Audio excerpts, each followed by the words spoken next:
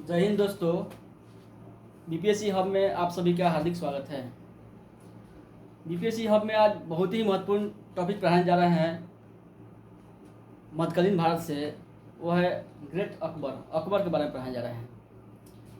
अकबर को जानने से पहले हम लोग इससे पूर्व में ही हुमायूं और शेरशाह के बारे में पढ़े थे, उनके युद्ध के बारे में। तो अगर उस वीडियो को नहीं देखे हैं तो एक बार देख लीजिए, ताकि इस वीडियो को समझने में आसानी होगा। और जो इस चैनल को सब्सक्राइब नहीं किए हैं वो सब्सक्राइब कर लीजिए, ताकि अगला वीडियो का नोटिफिकेशन मिलता रहे। तो आज बहुत ही महत्वपूर्ण टॉपिक है, मध्यकालीन इतिहास का सबसे महान शासक अकबर के बारे में पढ़ने जा रहे हैं, जो मुगल इतिहास का सबसे महत्वपूर्ण शासक है। उनके बारे में आज पढ़ने जा रहे हैं। तो आप सबसे पहले हम जानेंगे कि अकबर का शासनकाल कब से कब है। तो 1556 से लेकर 1606, लगभग 50 वर्षों का शासनकाल है। कितने साल का है? 50 वर्षों का शासनकाल। इन्होंने बहुत लंबे समय से शासनकाल किया है। 50 साल का शासनकाल औरंगजेब का ही मिलता है, लेकिन इनको सबसे ज़्यादा माना जाता है। तो अकबर के बारे में जानकारी जो है, सबसे पहले हमको कहाँ से मिलती है, तो किस स्रोत से मिलती है, तो वह है अकबरनामा। क्या नाम है उसका? अकबरनामा। अकबरनामा किसके द्वारा रचित किताब है? तो अबुल फजल। क्या है? अबुल फजल। ये कई प्रतियोगिता परीक्षा में पूछ चुका है। अकबरनामा के लेखक कौन है? तो अबुल फजल है। और इसी का तीसरा संस्करण जो है, इसका नाम है आईन अकबरी। उससे भी अकबर के बारे में बहुत ही महत्वपूर्ण जानकारी मिलती है। तो हम अकबर के बारे में जाने, उसके परिचय पहले अकबर के बारे में। तो अब जानिए कि अकबर को जो यहाँ बहुत बड़ा चैप्टर है, इसलिए इसको दो भागों में बांटकर हम पढ़ाएंगे। सबसे पहले हम अकबर के परिचय और उसका जो है विभिन्न तरह का युद्ध है, पेटीकोट शासन है, जो बरम खां का जो संरक्षण के रूप में जो शासन है, इसके बारे में पढ़ेंगे। विभिन्न युद्ध अभियान जो है उसके बारे में पढ़ेंगे। दूसरा पार्ट में हम लोग पढ़ेंगे अकबर का जैसे दीन इलाही, विभिन्न तरह कार्य है, प्रशासन है, अर्थव्यवस्था है, इसके बारे में जानकारी लेंगे। तो इसको दो पार्ट में देखेंगे। इसको पहला पार्ट के रूप में देखते हैं। तो अकबर के बारे में परिचय पढ़ लेते हैं हम। परिचय। अकबर का जन्म 14 फरवरी 1542।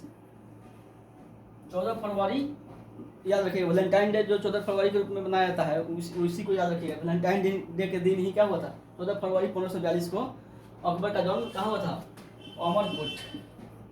अमरकोट के राजा राणा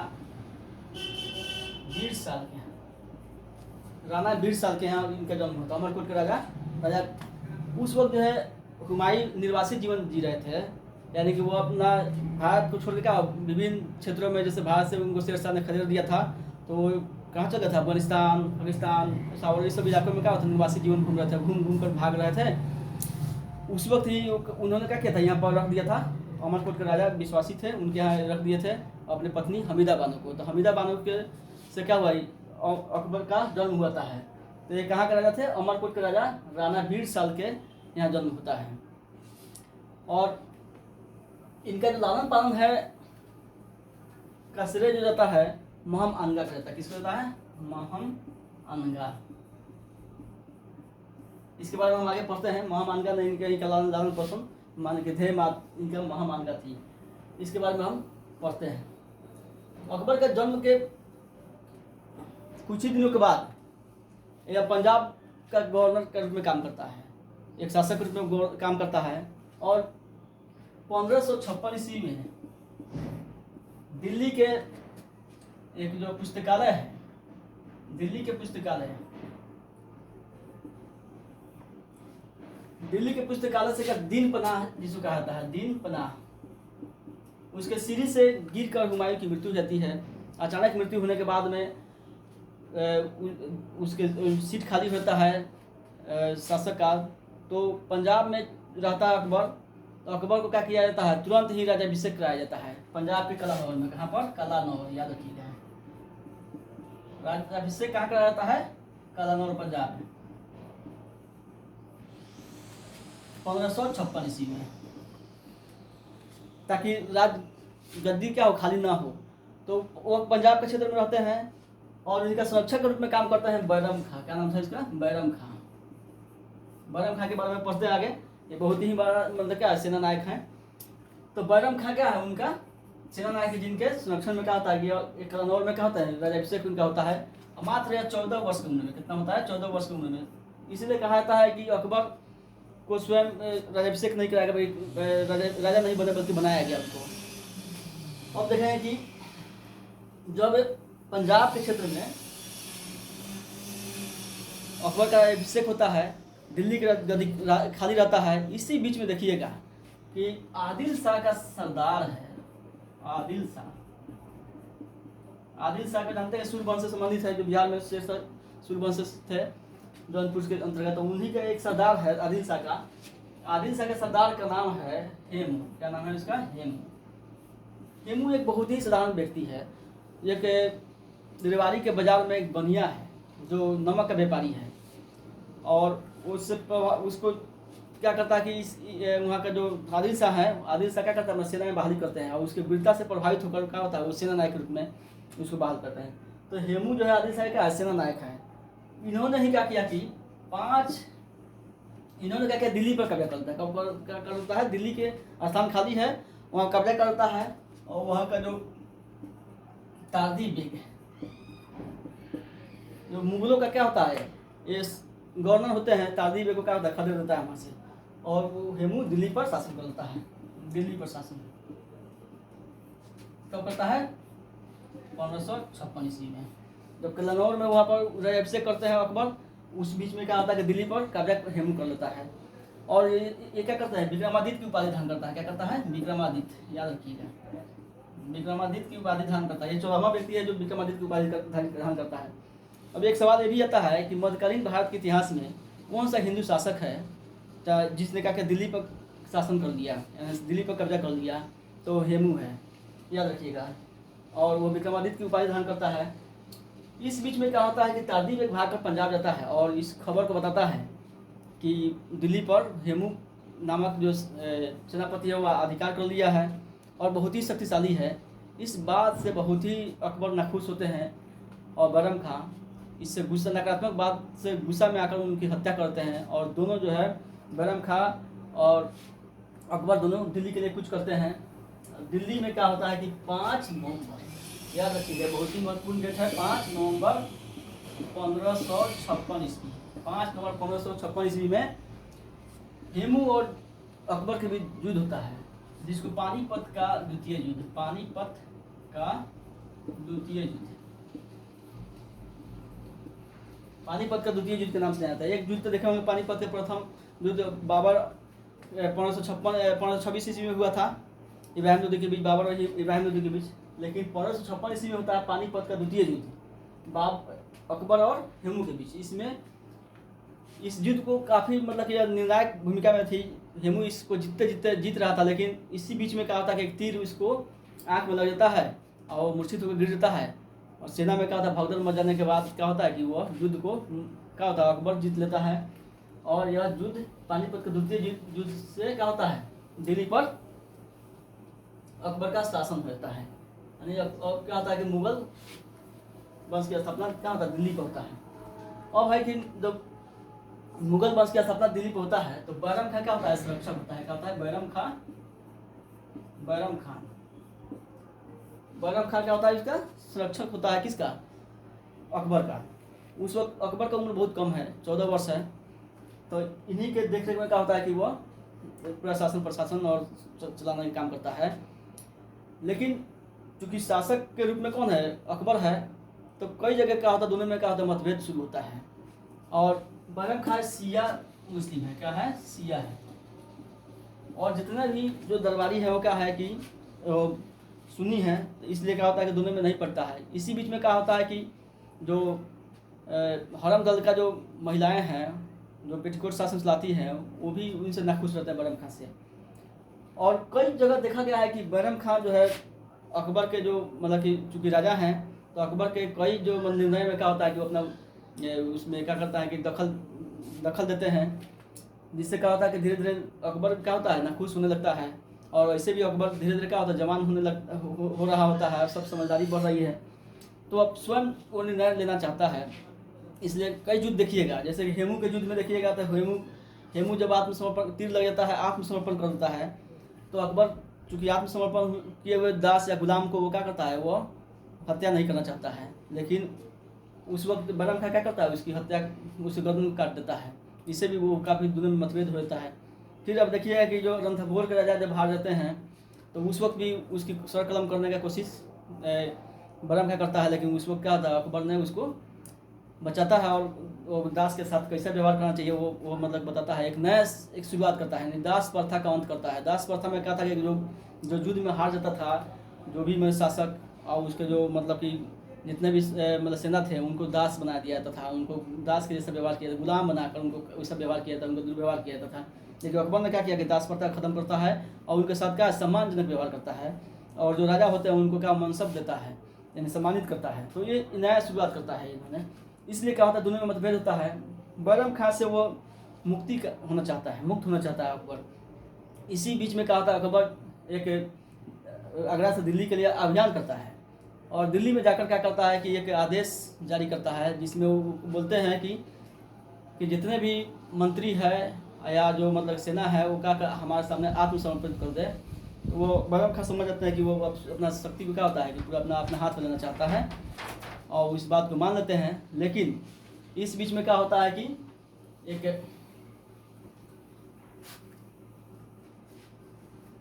इसी बीच में क्या होता है कि ये है तिलवारा चार्ज देने की बात आता है। बैरम खां का प्रतिद्वंदी, घोर प्रतिद्वंदी, उसमें उसका क्या होता है कि उसको चार्ज लेने के जाते हैं, जिससे बैरम खां काफ़ी उससे नाराज हो जाता है, जिसका नाम है पीर मोहम्मद। क्या नाम है इसका? पीर मोहम्मद है। यह राजनीतिक प्रतिद्वंदी है बैरम खां का। ये जाते हैं उससे चार्ज लेने के लिए, क्या कहते हैं, चार्ज लेने के लिए, जिससे क्या होता है कि काफ़ी वो दुखी होता है, युद्ध छिड़ जाता है मुगल सेना और बैरम खां के बीच। इसमें बैरम खां पराजित हो जाते हैं, लेकिन उनका पराजित होने के बाद में अकबर के सामने प्रस्तुत किया जाता है और दो शर्तों को रखा जाता है। एक रखा जाता है कि या तो सलाहकार बन जाइए या तो हज के लिए मक्का की यात्रा करिए। बैरम खां चूँकि बहुत ऊंचे पोस्ट पर, ओहदे पर थे, प्रधानमंत्री के पोस्ट पर थे, इसलिए वो जो है उस सलाहकार पोस्ट को स्वीकार नहीं करते हैं और मक्का जाने के लिए यही क्या होता है, वो तैयार हो जाते हैं। लेकिन मक्का जाने के क्रम में गुजरात के पाटन नामक स्थान पर उनकी हत्या कर दी जाती है। उनकी हत्या कहाँ होती है? पाटन नामक स्थान पर, मुबारक खां के द्वारा। किसके द्वारा? मुबारक खां। ये मुबारक खां कौन है? तो मुबारक खां मछुआरा के युद्ध में बैरम खां ने मुबारक खां के पिता की हत्या कर दिया था युद्ध में, जिसका बदला लेने के लिए वो क्या था, बहुत दिन से ही इंतजार कर रहा था। और जब यह यात्रा पर जा रहे थे तो पाटन में क्या होता है, उनकी चाकू मार के उनकी हत्या कर देता है।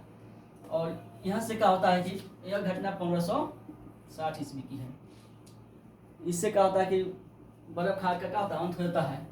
बैरम खां के जो पुत्र है, पत्नी है, पत्नी के निकाह स्वयं जलालुद्दीन मोहम्मद अकबर कर लेते हैं, और उनका पुत्र का नाम है रहीम खान खाना।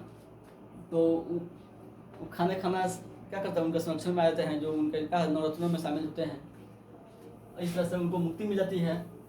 इस बीच में एक है पेटीकोट शासन, एक होता है पेटीकोट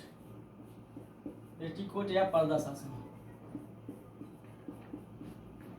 यह मुक्ति जो है 1556 से लेकर 60-62 कब है, 60-62 तक चलता है।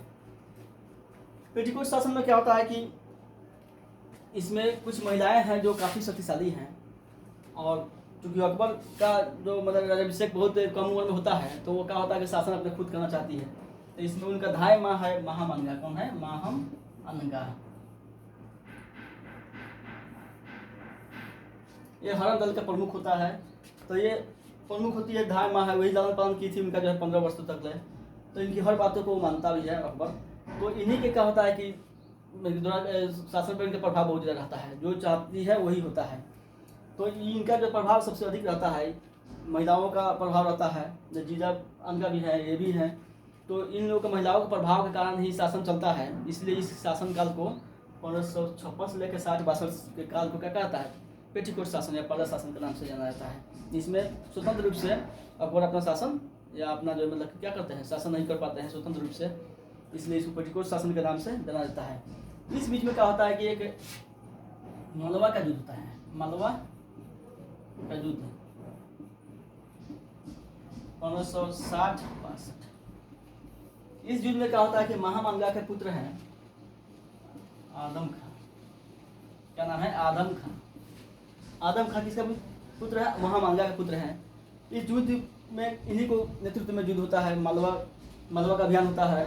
मालवा के शासक बाज बहादुर से युद्ध होता है। इस युद्ध में क्या होता है कि वो जीत जाते हैं, और जीतने के बाद क्या होता है कि बहुत से धन संपत्ति प्राप्त होता है, तो वो सरकारी खजाने में जमा ना करके स्वयं अपने खजाना जमा कर देते हैं, जिससे काफ़ी शासक क्या होता है जो अकबर है काफ़ी दुखी होते हैं।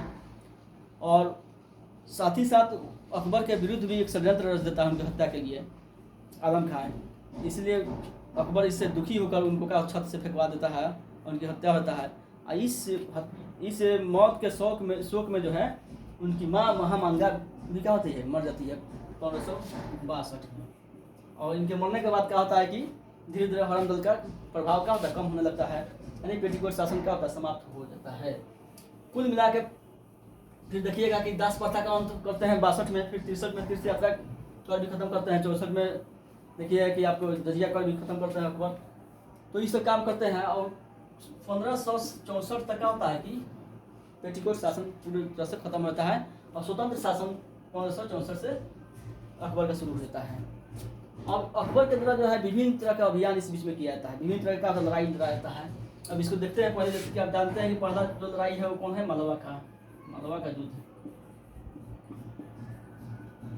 मालवा का युद्ध 1560-62। मालवा के शासक हुआ करते थे बाज बहादुर। क्या नाम था उनका? बाज बहादुर। और इनकी पत्नी थी रूपमती, काफी सुंदर थी। दोनों क्या होता है, एक संगीतज्ञ है, दोनों क्या है, संगीतज्ञ है। और मालवा उस वक्त क्या था, संगीत का केंद्र था, कला का केंद्र था। और इस पर क्या होता है कि आलम खां के नेतृत्व में मुगल सेना क्या करता है, आक्रमण करता है और काफ़ी धन प्राप्त करता है। और इसमें रूपमती को क्या करते हैं, वो हरमदल में वो अपना ले जाना चाहते हैं, इससे वो अपना नहीं जाना चाहती और आत्महत्या कर लेती है। और बाज बहादुर वहाँ से भाग जाते हैं। बाद में क्या होता है कि फिर वो अकबर के दरबार में आते हैं, जहाँ उनको अकबर सम्मानित करते हुए उनको क्या करता है, मनसब प्राप्त करता है, मनसब देता है। तो ये मालवा के युद्ध 1560-62 में इसके नेतृत्व में आदम के नेतृत्व में लड़ा जाता है। अगला है इसी तरह से चुनारगढ़ का युद्ध है। आसफ खां 1561 में इस युद्ध को भी जीत लेते हैं। लेकिन इसमें सबसे महत्वपूर्ण युद्ध है, एक है वो है गोंडवाना युद्ध। यह है 1564। यहाँ के शासक होते हैं, एक बालक होता है 3 वर्ष का बालक, जिसका नाम है वीर नारायण। क्या नाम है? वीर नारायण। जिसका संरक्षिका होती है दुर्गावती। और 12 साल क्या होता है कि उसका संरक्षण के रूप में रहता है, बाद में धीरे धीरे बड़ा हो जाता है। लेकिन इस पर क्या होता है कि आसफ खां के चढ़ाने पर क्या होता है, मुगल सेना इस पर आक्रमण करता है 1564 में। और इसमें क्या होता है कि इसको युद्ध में क्या होता है, मुगल सेना जीत जाती है। और दुर्गावती क्या करती है, आत्महत्या करती है अपने तलवार से। क्या होता है, आत्महत्या कर देती है। बहुत ही मतलब कि एक सुयोग्य संरक्षिका रहती है। और इसमें क्या था, गोंडवाना को भी मुगल में मिला दिया था, मुगल साम्राज्य में। सबसे महत्वपूर्ण है उस वक्त, अगर मुगल सत्ता को एक क्या कहता है शांतिपूर्ण चलाना है या नियंत्रित चलाना है, तो सबसे बड़ी शक्ति उस वक्त थी वो राजपूत शक्ति थी, जिसके बिना जो है मतलब जिसको जीते बिना पूरा मतलब कि मुगल साम्राज्य का निर्माण या एक स्थिर साम्राज्य के निर्माण नहीं हो सकता था। तो राजपूत के लिए क्या किया कि अकबर ने 3 जो मतलब कि प्रयास किए, 3 तरह के प्रयास किए, 3 तरह का हुआ कि उसने नीतियाँ अपनाई। एक है वैवाहिक संबंध। क्या है? वैवाहिक संबंध। दूसरा है अधीनता। तीसरा है युद्ध।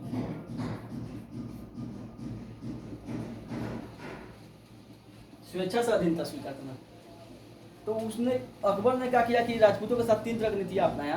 एक ताकि वो राज को क्या करे, वो अपने हाथ अपने साम्राज्य में मिला ले।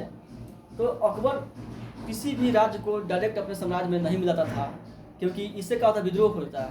इसलिए उसको क्या करता कि अपना अधीनता स्वीकार कर लेता था, जो राज्य उसको क्या होता मनसब दे देता था, उसको स्वतंत्र रूप से राज चलाने के लिए राज चलाने का देता था। अपने अधीनता के अपने अधीन क्या कर राज चलाने के लिए उसको स्वतंत्र रूप से छोड़ देता था। इससे क्या होता था कि वो विरोध भी कम होगा और कंट्रोलिंग ज़्यादा रहेगा। और इस तरह से क्या हुआ कि पूरा भारत में और यहाँ तक अफगानिस्तान तक क्षेत्रों तक क्या हुआ, उसने साम्राज्य बहुत बड़ा साम्राज्य का विस्तार किया है। इसका मेन मकसद यही था कि अधीनता केवल स्वीकार करे और मतलब कि हमारा अधीन क्या करे, राज्य शासन करे। तो उसने राजपूतों के साथ 3 तरह की नीतियाँ अपनाई। वैवाहिक संबंध, सबसे पहले क्या किया कि उसने क्या किया कि राजपूत के साथ वैवाहिक संबंध शुरू किया। इसमें देखते हैं कि आमेर है, आमेर से क्या हुआ, वैवाहिक संबंध शुरू करते हैं। 1562 ईस्वी में अजमेर की यात्रा करते हैं ख्वाजा मोइनुद्दीन चिश्ती का, और वही यात्रा का समय क्या होता है, वो आमेर जाते हैं। आमेर के राजा है भारमल या सूरजमल,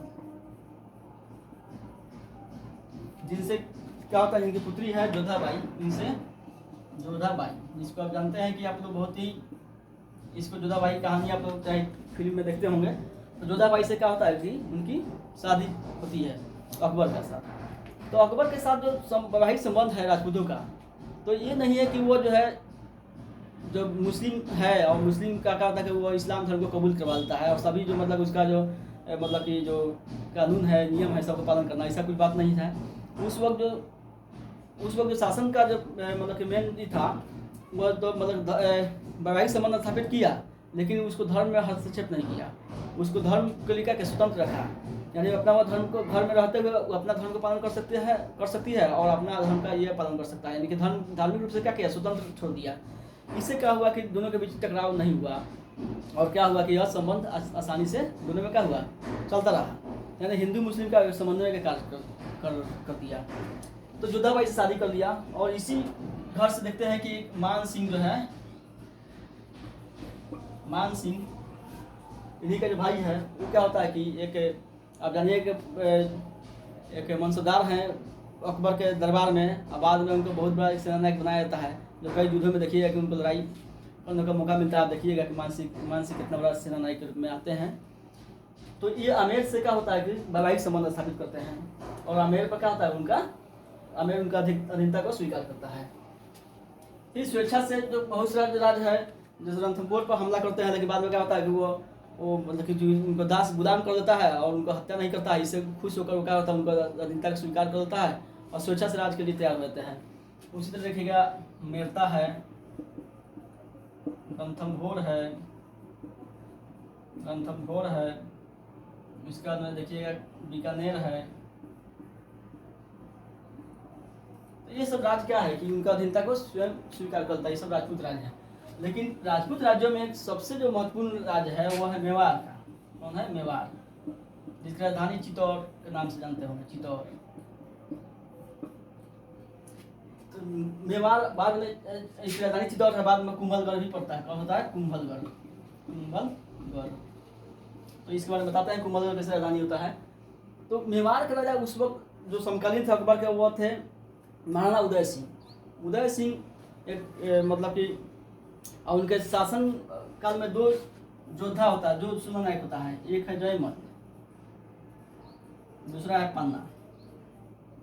ये दोनों के ऊपर अपना जो मतलब जिम्मेवारी देकर वो क्या होता है कि वहाँ से भाग जाते हैं, छुप के निकल जाते हैं मुगल सेना जब हमला करता है तो। और पन्ना और जयमल ने भयानक लड़ाई करता है, जिसमें क्या होता है कि दोनों मारे जाते हैं। लेकिन इनसे प्रभावित होते हैं अकबर, और आगरा के किले में क्या होता है कि जयमल और पन्ना के क्या करते हैं, वो मूर्ति बनाते हैं उनके सम्मान में जो है। फिर यह युद्ध, लेकिन यह जो क्या होता है कि मेवाड़ को पूर्ण रूप से कब्जा नहीं कर पाते हैं, क्योंकि इस बीच में क्या होता है कि उदय सिंह का पुत्र होता है महाराणा प्रताप। कौन होता है? महाराणा प्रताप। महाराणा प्रताप 1572 ईस्वी में उस पर शासन, फिर क्या होता है मेवाड़ पर अपना अधिकार कर लेता है। और इस बीच में क्या होता है कि 15 आप याद रखिएगा, सबसे महत्वपूर्ण जो युद्ध होता है महाराणा प्रताप और अकबर के बीच क्या होता है, अकबर मुगल सेना और महाराणा प्रताप के बीच होता है हल्दी घाटी का युद्ध। क्या होता है, हल्दी घाटी का युद्ध 1576। ये बहुत ही महत्वपूर्ण, हमेशा ये पूछे हुए एक सवाल, कई प्रतियोगिता परीक्षा में पूछता रहता है। इसमें जो क्या होता है कि दो तरह के देखिएगा, एक मुगल सेना है, तो मुगल सेना का नेतृत्व कर रहा है वो मान सिंह कर रहा है। कौन कर रहा है, मान सिंह।